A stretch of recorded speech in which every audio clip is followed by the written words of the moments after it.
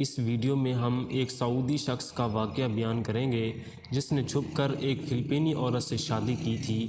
تو چلیے شروع کرتے ہیں ویڈیو کو۔ بسم اللہ الرحمن الرحیم۔ ایک سعودی شخص نے کسی فلپینی عورت سے چھپ کے شادی کی۔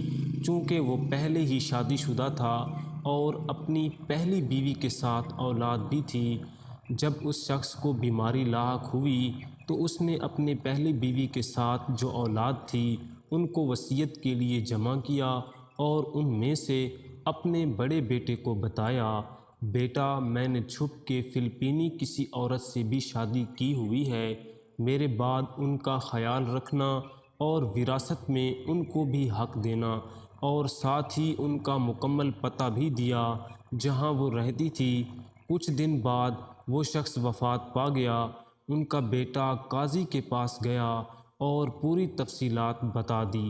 قاضی نے فیصلہ رکوا دیا اور حکم دیا فلپینی عورت کو بھی یہاں پیش کریں۔ تو بڑے بیٹے اپنے والد مرحوم کے دیے ہوئے ایڈریس کے مطابق فلپین پہنچا۔ بڑی مشکل سے اس گلی میں پہنچا جہاں وہ رہتی تھی۔ دوسری طرف وہ عورت جو اس کے والد کی زوجہ تھی انہیں دیکھ کر ہی بتا دیا کہ میں وہی عورت ہوں جو تو تلاش کر رہا ہے، اور مجھ تک یہ خبر بھی پہنچی ہے کہ میرا شوہر کا انتقال ہو گیا ہے۔ تو بیٹے نے بھی ساری تفصیلات بتا دی اور ان کو سعودیہ کی طرف سفر کے لیے قائل کیا، اور اپنی دوسری ماں کو لے کر سعودی پہنچے اور سیدھا قاضی کے پاس گئے۔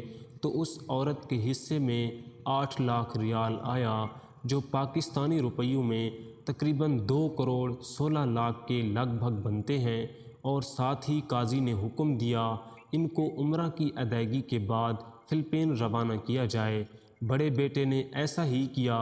اس کے واقعے کے ٹھیک 4 سال بعد بڑے بیٹے فلپین اپنی دوسری ماں سے ملنے اور حال احوال پوچھنے کی غرض سے گیا، تو وہاں پہنچ کر اس کو بہت تعجب ہوا اور اس سے کہا، ماں جی آپ کو اتنی بڑی رقم وراثت ملنے کے باوجود وہی پرانے خستہ حال مکان میں رہ رہی ہیں۔ ماں جی نے اس کا ہاتھ پکڑ کر ایک جگہ پر لے گئیں جہاں ایک بڑا اسلامی ادارہ قائم تھا۔ وہاں حفظ القرآن کا شعبہ بھی تھا اور یتیم خانہ بھی۔ ماں جی نے کہا، بیٹا سر اٹھا کر ادارے کے بورڈ کی طرف دیکھنا۔ بورڈ دیکھ کر بیٹے کی آنکھوں میں آنسو امڈ آیا، کیونکہ بورڈ پر ان کے والد کا نام لکھا ہوا تھا۔ اس نیک صفت عورت نے کہا، میں نے یہ ادارہ اپنے وراثت کے پیسے سے بنایا ہے اور اپنے شوہر کے نام پر وقف کیا ہے تاکہ ان کو اس ادارے کی وجہ سے ثواب ملتا رہے۔ یہ تھی سچی محبت، ورنہ اس پیسے سے وہ ایک عالی شان بنگلہ بھی بنا سکتی تھی، پر انہوں نے سوچا محبت کے مقابلے میں عالی شان بنگلے کی کیا حیثیت، بنگلہ تو عارضی چیز ہے۔ البتہ یہ اسلامی ادارہ ان کو اور ان کے شوہر کو آخرت میں کام آئے گا۔ جب بیٹا سعودی واپس آیا تو اپنے دوسرے بھائیوں کو بھی اس بارے آگاہ کیا۔ تمام بھائی اس رات جاگتے رہے اور باہم مل کر چندہ جمع کیا۔ اسی ایک رات میں 5 ملین ریال اپنے والد مرحوم سے منسوب اس ادارے کے لیے انہوں نے چندہ جمع کیا، جس کو ان کی دوسری ماں نے ان کے والد سے بے لوث محبت کی بنیاد پر قائم کیا تھا۔ سبحان اللہ، یہ واقعہ وہاں کے عربی اخبار میں بھی چھپ چکا ہے۔